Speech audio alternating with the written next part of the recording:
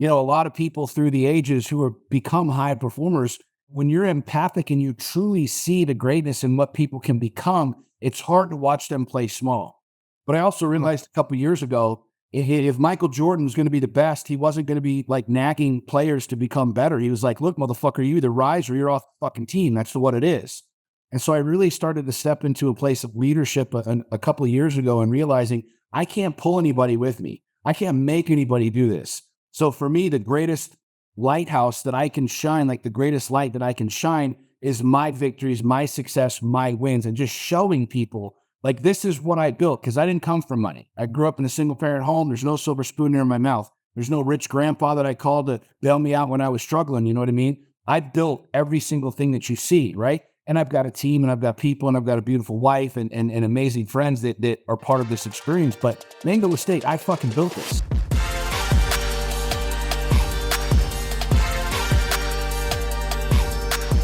Welcome back to another episode of The Burn. I am Ben Newman, and you know how we do this every single week. We're going to bring you a story of an athlete, an entertainer, a celebrity, somebody performing at the highest possible level in their life to help us better understand what does it mean to have that burn, to have that fire, because why and purpose is not enough. If you're going to reach that next level of continual peak performance, have the discipline and consistency that it takes to win, you better understand that fire that lies inside of you to ignite life. So I had the blessing of meeting our guest, Sean Whalen, out at an event for our friend Ed Milet out in Palm Springs about 4 or 5 months ago.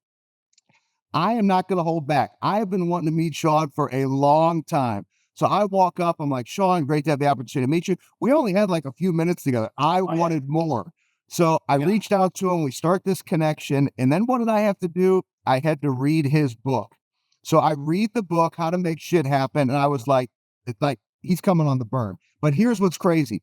After I read How to Make Shit Happen, I started paying attention to some things on social media with Sean, how he was showing up on his life, how he was making sure I'm going to do the things and spend my time where I want to spend my time with the people that I want and not holding back in spending time with his family and talking about the passion that he has for his wife. And I'm saying the word passion, you know why? Because you don't hide it. You want to have love and support to attack your next level. So Sean Whalen, I couldn't be any more fired up to have you on the burn, brother. Thanks for having me, man. Let's rock and roll. Let's rip this open. So here's where I really wanted to start. I read the book. I'd always paid attention ever since you and Andy Frisella linked up years ago when I was a co-host on the MFCEO project, and Andy and I have this great relationship. So finally we get to meet, and like in person, there's this fire and this passion that you show up with. There's a way that you think. I can see that you're not seduced by success. There's a fire that comes inside of you. Where does that come from for you? Why do we experience this fire that comes from you? I thought for 30 years of my life it was the status, it was the checking off the boxes of the financial acumen, of the business success, and it took almost 40 years for me to understand that the game that I'm playing is the game of life. Literally, waking up is the single greatest gift that I've got, and it's not some hokey pokey, airy fairy, like mystical magical thing. The reality is the money game's an easy game, the business game's an easy game. It's the fact that I get to wake up every single day. I can't even tell you how many people in the last 2-3 years that have passed away that were close to me. And I realized like my clock is ticking. So I truly became obsessed with life. Not like, I love the money. I love the business. I love the game. I love the competition, but fucking life, like realizing I'm living this one-dimensional reality and there's millions of destinations around the world that I haven't visited yet. Places that I haven't seen, books that I haven't read, people that I haven't talked to, people that I haven't had a chance to sit down and smoke cigars with, and it just became this insane obsession to squeeze every single second out of every single day and make it like the best fucking moment that I could even fathom. So I love hearing you say this because one of the things for me, it's about appreciation for life. It's about appreciation for each day. And when I read the book, one of the things that I knew was going to just have this deep connection for us is when you start reading about the core four. And I want to specifically say these, and I also want to get this right in terms of the parentheses, right? Power, passion, purpose, production. I can just ring those off when you think of the core four concept of what it means to be focused and intentional in how you win in life. Right. But it's power being the body, passion being your relationships, purpose being the mind, and production being business. I've taught in doing this work for 17 years what I call a prize fighter day. Andy Frisella, I actually, in one of our coaching meetings for our Uncommon Live program, I actually talked about you. I talked about Core 4. I talked about Andy and the Power List. I said, whatever the hell you want to call it, Right. when you look at a high performer like Sean Whalen, he doesn't just wake up and say, oh, I want to appreciate each day. He's intentional about Right. how he does that. So 100%. how important has the Core 4 been for you to attack each day? Not to just live each day, but to live it and attack it. It's as important to me as air, is breathing, because I spent most of my life being that guy. Wake up, slam the coffee, go do. I'm the alpha, and I'm gonna tackle everything that comes my way. And at the end of the day, I'm the guy left like burning the candle at both ends, like not being the present father, not being the present husband, not being a good leader, just burning myself out. So at about 33, 34 years old, I was introduced to Core 4. And as you study it, a guy like Stephen Covey, who wrote Seven Habits of Highly Effective People, he actually has the trademark and the patent on 4 core, not Core 4, 4 core. And so he wrote that 30 years ago. He coined that phrase. And so guys for years and years and years and years have had these philosophies and these modalities that they use. But when I understood it and I started to become a practitioner of it, it's the same thing as like you become a practitioner of lifting weights or working out your body or investing in your business, realizing that I don't have to eat the elephant in one bite. Like the true legends, the guys who make it to Cooperstown are not the guys that are swinging for a freaking grand slam every single time. They're the guys getting on base. It's the Cal Ripkins of the world. You know what I mean? They're not the glitzy, the glamoury. They're just getting on base over and over and over again. And my mindset shifted to where it was like, instead of being this dude who's just going to run through life at 1,000 miles an hour, trying to just win every single thing like as big as humanly possible, I just want to get on base with my wife. I want to get on base with my business. I want to hit a single in my business every single day. And what happens at the end of a year, I've got the highest batting average out of anybody. If I'm present with my kids and I'm just getting on base every single day, small little bites, by the time somebody's tried to fit the entire elephant in their mouth, I've already eaten 5. And so every single day, I broke everything down through Core 4 into realizing the way that you become a champ. You look at any sport, dudes put in the time, they put in the dividend, they put in the years of just doing the monotonous, mundane work, whether it's a baseball player, football player, a basketball player. It's just a repetition of the basics. I had a really cool experience with this years ago, and I know that you're big into sports and coaching. I was at a Yankees Red Sox game, and we were at Fenway, and I got up there about an hour before. I love baseball. I grew up playing baseball, and I'm watching these players on the field practicing. You've got the two highest paid rosters in Major League Baseball, the most valuable baseball players on the fucking planet, the who's who of who's who, right? And they were doing the same shit that I was doing in high school. They're doing long toss. Coach has the fungo back, hitting the grounders, and they're running the sprints. They're doing the deal. And I was like, holy shit. Derek Jeter doesn't have some fancy, contraption. He's doing the same shit. What he did is he mastered the shit. He mastered the basics. He mastered the small fundamental things that I was overlooking most of my career and most of my life. I was trying to win my marriage with one annual vacation. Look, honey, I'm a great husband versus small investments every single day. And so Core 4 for me became the most practical, realistic blueprint that I became addicted to. It became obsessed with. It's just small investments every single day, literally eating a small bite of the elephant every day. Before you know it, you're eating elephant after elephant after elephant after elephant. So when I hear you say this, it makes me think about lions, not sheep, and not just the clothing line that I know people come to you. I've had friends of mine who have reached out to you like, hey man, I need to come see your facility because you've just blown up and you're never seduced by success. It's always attacking that next level, but it's really lions, not sheep has turned into a movement. Right. And here's one of the things I'm just going to go there and I'm going to say it's got to be this way for you because it is for me. The way that we show up, it's a level of intensity. It's not for everybody. Right. But I always say to people, like, is it so bad if Sean gets so fired up? You sign up for Lions Not Sheep. You sign up for his program. I've seen the map. I mean, it's like all over the freaking world. You have people joining you. So you sign up. Sean's not going to tell you it's going to be easy, nor is he going to say it's one little discipline and here you get this result. But people still resist and fight the fact that it will take great discipline with great consistency over long periods of time that some people can't accept. What did you tell these individuals who, even when you say it, they still fight it like, no, no, no, Sean, I signed up for your program because like I was supposed to like do this once or Yeah. pay you one monthly fee and I grow by 100 times over. Yeah. I struggle sometimes with this because I am somebody that's so obsessed with life because I lived on the opposite side. I was the guy that worked 20-hour days who ran himself into the ground. I almost blew my brains out. I literally contemplated suicide for almost a year of my life. Like, why was I even here? And so I look at people and it's a struggle for me, truthfully, because I want to shake the shit out of them and be like, dude, you fucking woke up today. Stop being a bitch. Like, go to fucking work. You got a dream. Go fucking live that dream. Yeah, but, and it's a struggle for me. And I'm sure as you look through, a lot of people through the ages who are become high performers, when you're empathic and you truly see the greatness in what people can become, it's hard to watch them play small. But I also realized a couple of years ago, if Michael Jordan was going to be the best, he wasn't going to be like nagging players to become better. He was like, look, motherfucker, you either rise or you're off the fucking team. That's what it is.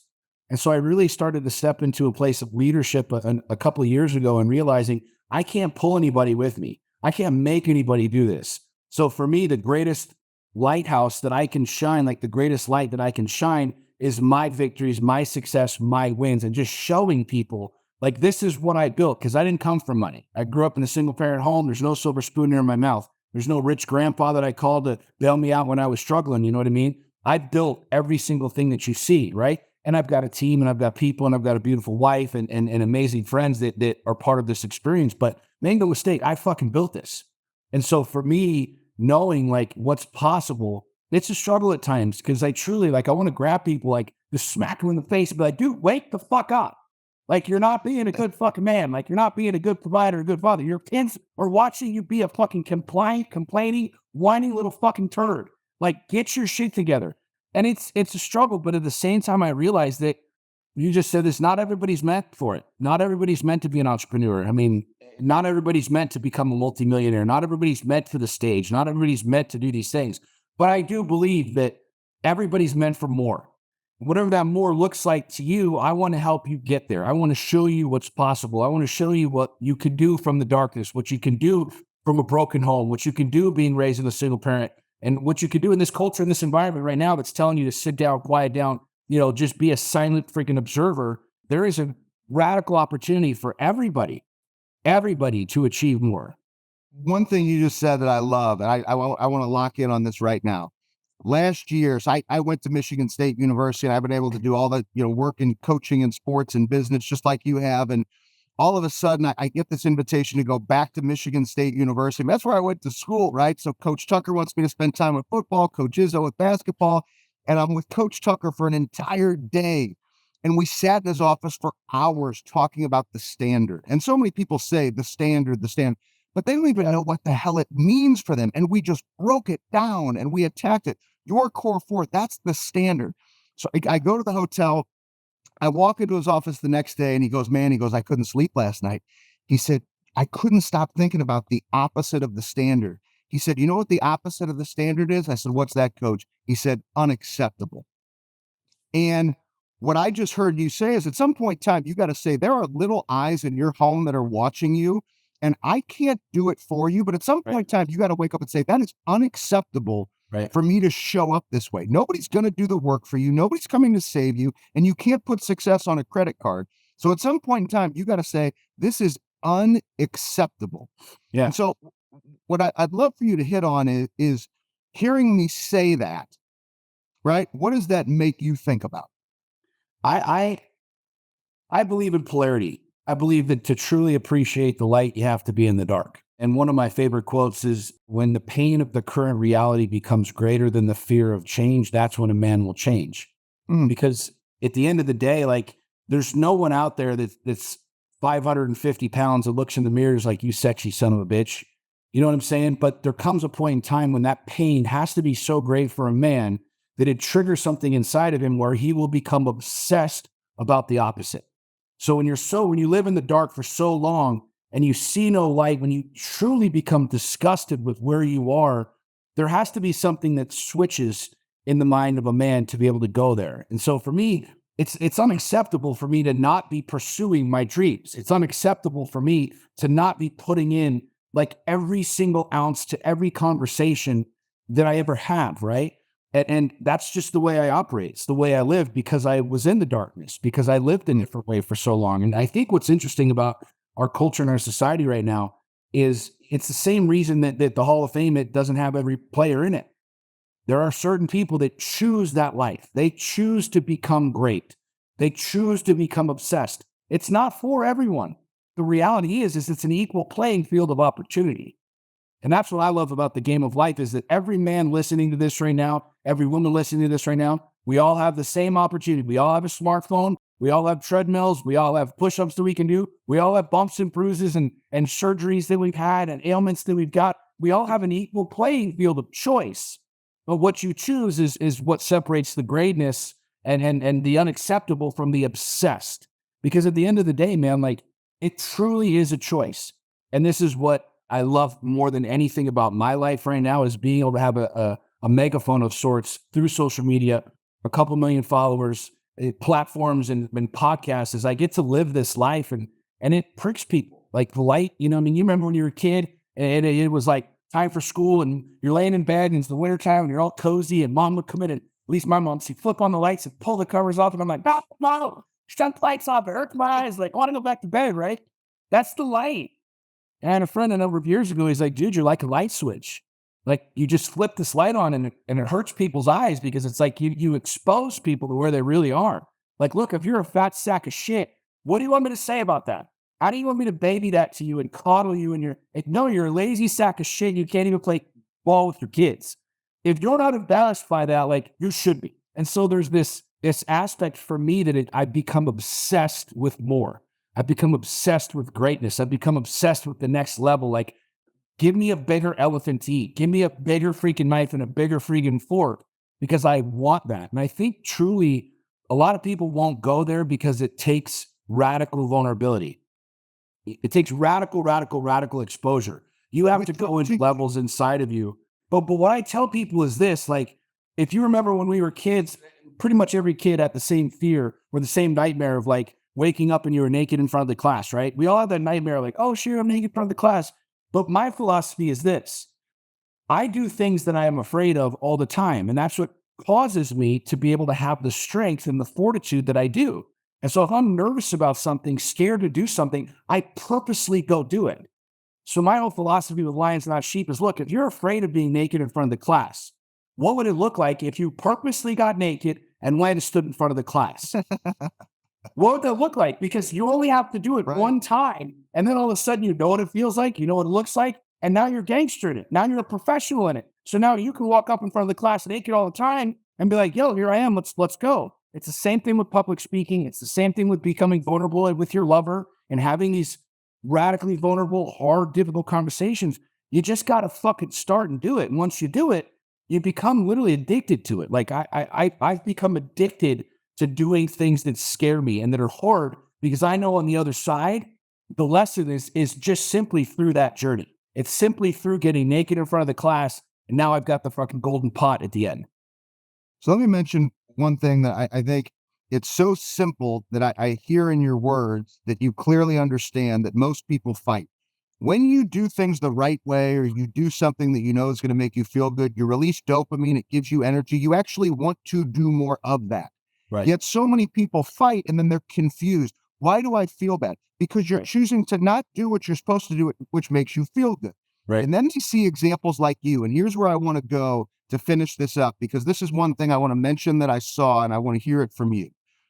Many people hear you speak. They hear you say this. They hear you talk. They see your success and they go, yeah, but for Sean, I bet he doesn't see his family much. I bet he doesn't see his wife. I bet he doesn't see his kid. I bet he doesn't really do anything that he wants to do because this is this obsessed life that he lives. Right. And so what I'd love for you to hit on, because what I see with you, it's intentionality with family. It's, hey, boys, we're going to a boxing match. We're going to the fights tonight. You know what? We're dropping everything. I don't care what I had going on. Guys, we're going to the fights because Daddy loves you and you're going to know it.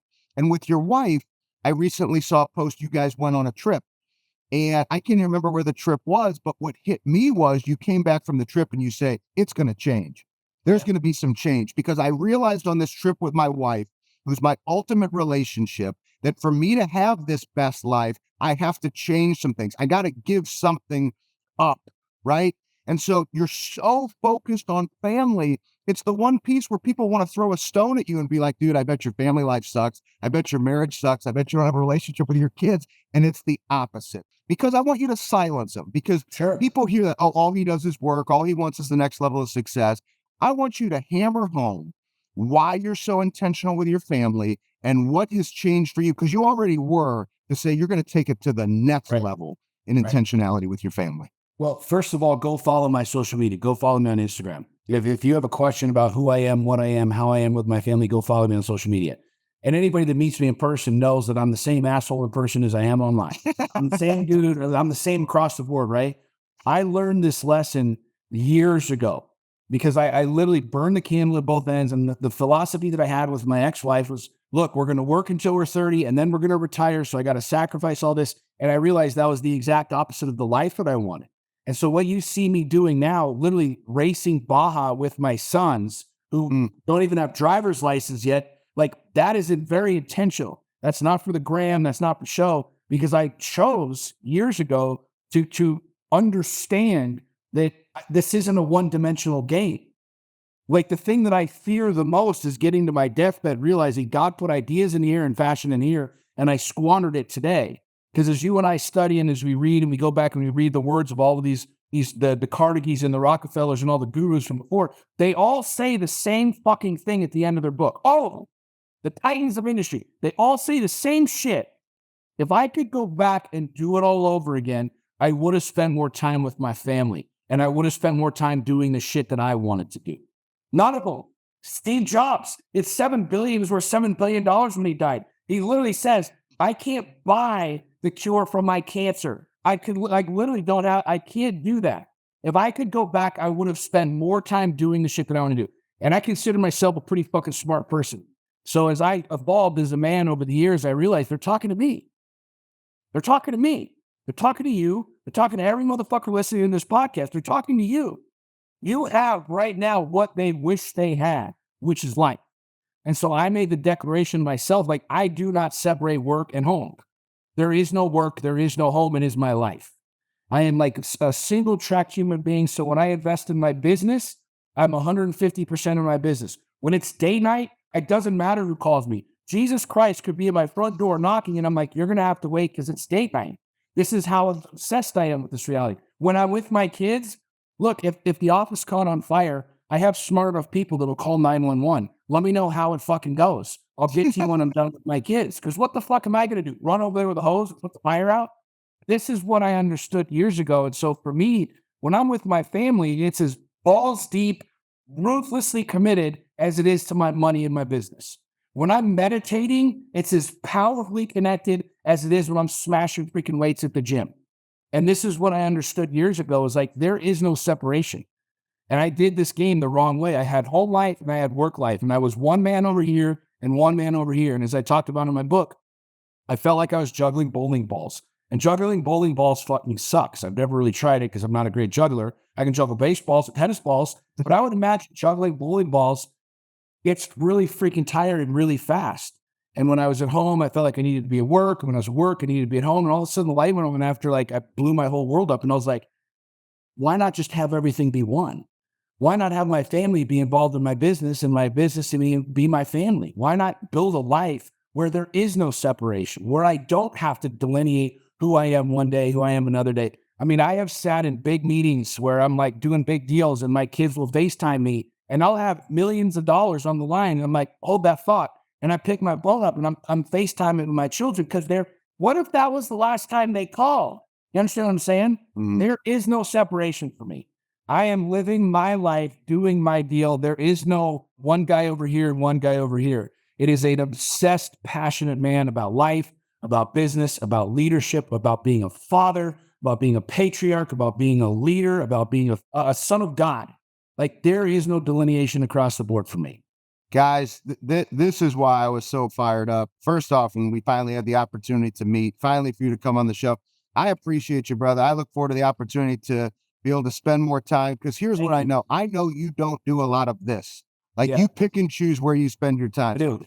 I just want you to know I deeply appreciate you taking the time because guys like us, we had technology issues, we had calendar issues, and you hung in here to make this happen. So I appreciate it. And I just want to say one more thing. You guys, you absolutely have got to go buy the book. He didn't even know that I was going to say anything about the book today. This wasn't like, hey, talk about my book. I want you to get the book for this reason. When you hear passion like this, if you don't take action, then that has to be unacceptable to you or stop telling people how great you want to be. Yeah, And so the thing I love about Sean is you're not getting this little version of well, I'm here. You're getting the real fire and passion. You want to know the power of the burn? You just heard it. And there's no excuses.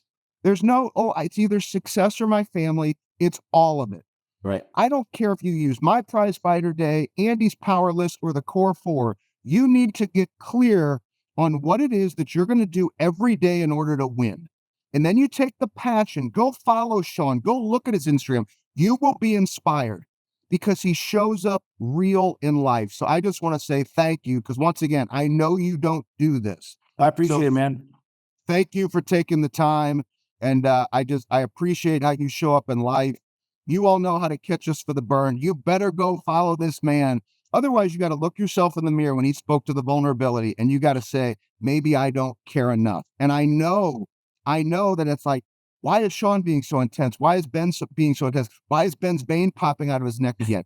Is it so bad for us to just ask you to care a little bit more Yeah. about being the best you can be for your family? So I like to do this from time to time. I'm giving it to you to drop the mic. I'm done. This is the burn. But brother, what's the final message that you have for our listeners?